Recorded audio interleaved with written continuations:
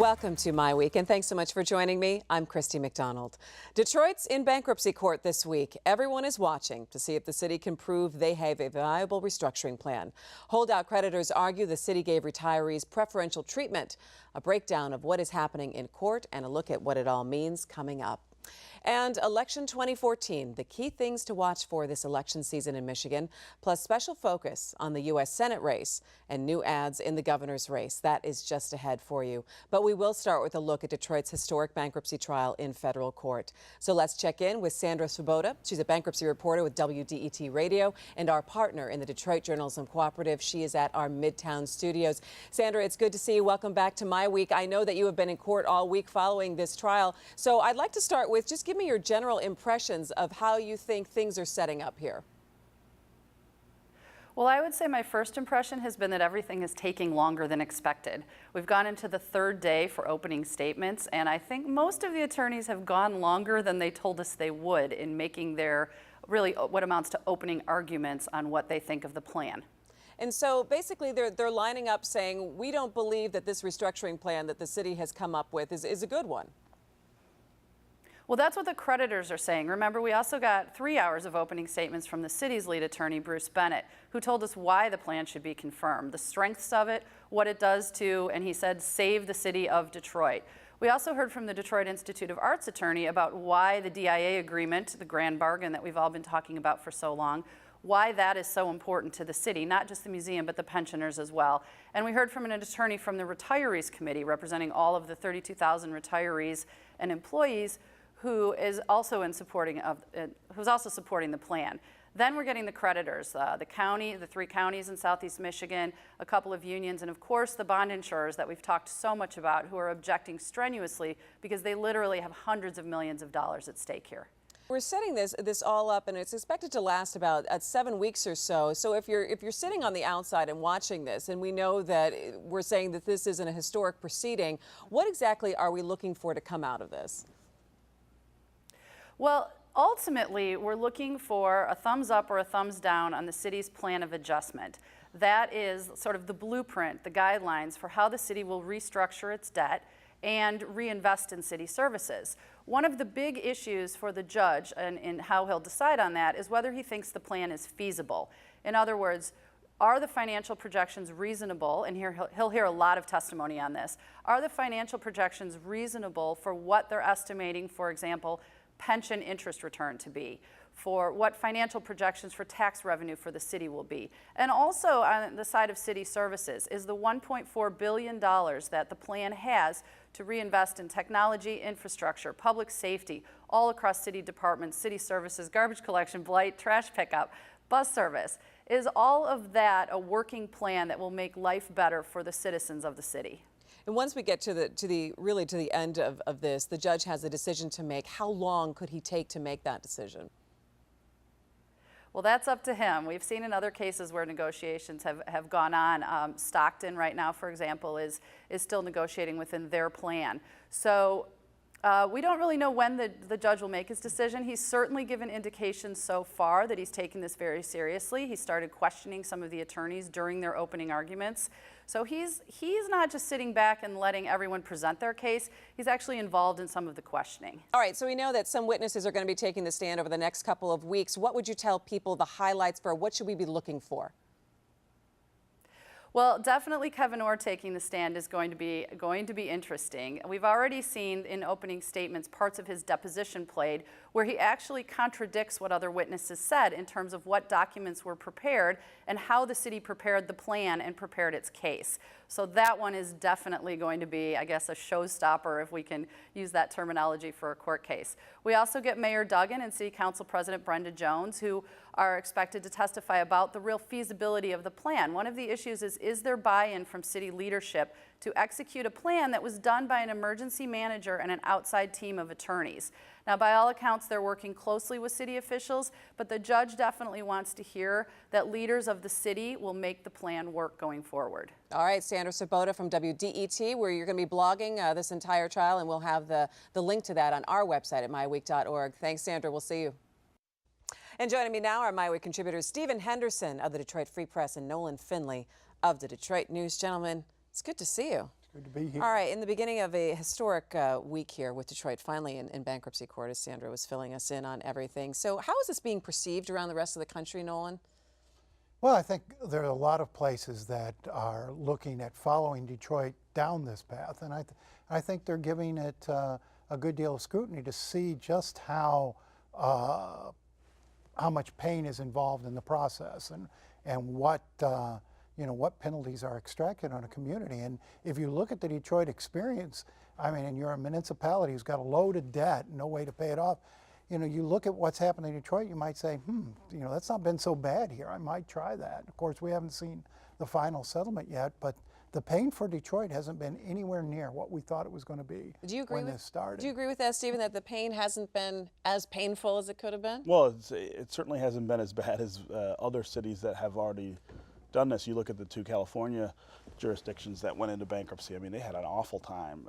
It took a long time for them to come up with their plans of adjustment, which Kevin Orr put together for us in under a year and has in front of the court. It took them a long time to reach settlements with a lot of their creditors. They ended up selling off public assets, which Chapter 9 has even written to try to prevent. They were not good experiences for those communities, and even post bankruptcy, they've had a lot of problems. The contrast here, I think, is defined almost in Kevin Orr and this whole idea of bringing in a bankruptcy expert to manage the bankruptcy. Somebody who understands the courts and the way it works, so that you don't get stuck in some sort of malaise like some other places did. But that is sort of Sincora's point in this whole argument this week, that the city hasn't really bled much here, and it certainly hasn't sacrificed as much as it could have in terms of coming up with the money to settle its debt. And I think that's at the crux of this argument in the court this week, is did the city really do what it needed to do to raise the money to pay off the money it borrowed? And you can look at Sincora and say, well, gosh, they're holding this up and they're the bad guys here, but they're being asked to take 6 cents on the dollar, and what do they got to lose? Well, and I think they even said in court, they said, well, the magic term would be maybe 75 cents on the dollar. And There's no way which is that that's absurd. going to happen. That's really magical, because it's not going to happen. But you can see where they might have a case that 6 cents on the dollar, when the city really hasn't explored other options for raising money, may not be a fair settlement. Well, but remember what the test is here, and the judge has been pretty explicit about this throughout, that the test is not expending sort of short-term resources and coming up with short-term fixes that will help creditors, not doing things that will harm the city's ability to deliver services better on the backside. And so that's what Sincora is up against, is the idea that if you give them 75 cents on the dollar, what's left for the people who live here? Yeah, well, and that'll require a tax increase and some other things that the court seems to have no appetite for. Yeah. But other cities have faced those choices. They have. I mean, but you talk about that, and that's going to require a tax increase, because I think people are looking down the road saying, okay, we're in this historic trial. 7 weeks from now or 10 weeks from now, we're going to emerge from it. What is the city going to look like? And will the city be in that good position to be able to move forward and keep up, I guess, the clean slate that they have? That's a lot of unforeseen factors. We'll answer that question. Is population going to continue to decline? Because if population keeps declining, revenues go down with it, and so you keep chasing water down the drain, really. So it depends on a lot of other factors. Are we able to stabilize the neighborhoods? Are we able to convince people that better days are ahead, stay put, we'll fix services, we'll make this a safer place? I think they're making pretty good progress toward that goal, but there can't be any hiccups. And does the plan, though, that the judge has in front of him, Stephen, when he looks and says, okay, this is a viable plan for the city, how much, I guess, leeway does he take for those moving parts for, well, it says that the city should be able to do X, Y, and Z in 2 years from now, right, but there could be some change to that. Well, some of it has got to be about faith, right? I mean, he's got to have faith that the elected leadership in the city and at the state level. I mean, this idea that somehow Detroit will be set off on a lifeboat on its own after bankruptcy is, I think, a little fantastic too. The state has a role to play in funding the city. You know, cities all over Michigan have the same problems with the way that revenue sharing has just sort of collapsed. And then in the city, you need the mayor and the council to manage and do the things that they say they're going to do in this plan.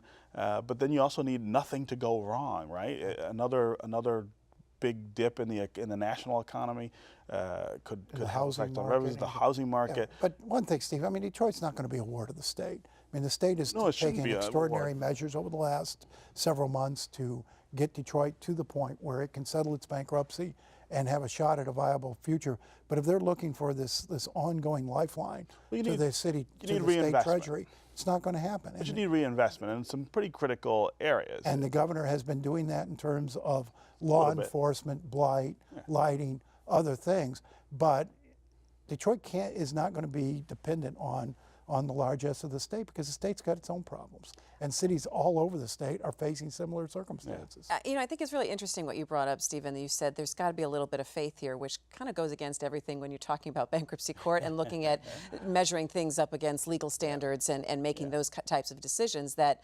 faith has to enter into this as well. Well, I mean, he's got to believe what they're telling him. I mean, it's one thing to look at the numbers and say, okay, well, this all adds up, or it doesn't. And one of the things he signaled yesterday was that there's not enough leeway in the numbers. There's not enough reserves. In case something does go wrong, you need more cash. But he's also got to, just at the end of it, he's got to look at it and say, okay, I believe that the leadership in place can actually pull this off. And, you know, we all have to take that leap of faith. I mean, you know, we elected Mike Duggan and the new council to fix the city after the bankruptcy, where the real work actually begins. So, I don't know. We'll see if they do it. But last word on this, There has to be discipline too. I mean, there's going to be a pool of money now coming into the city that wasn't there before. And when you start talking about reserves and rainy day funds, that's not something the city's ever dealt with before, at least not in recent money. And there's going to be a lot of hands pulling at all this new money to get give backs on concessions that have been made, restoration of benefits that have been cut. It's going to take a lot of discipline on the political leadership part to keep that money from being squandered as it has in the past. We will continue to be trial watchers, of course. All updates you can find at MiWeek.com.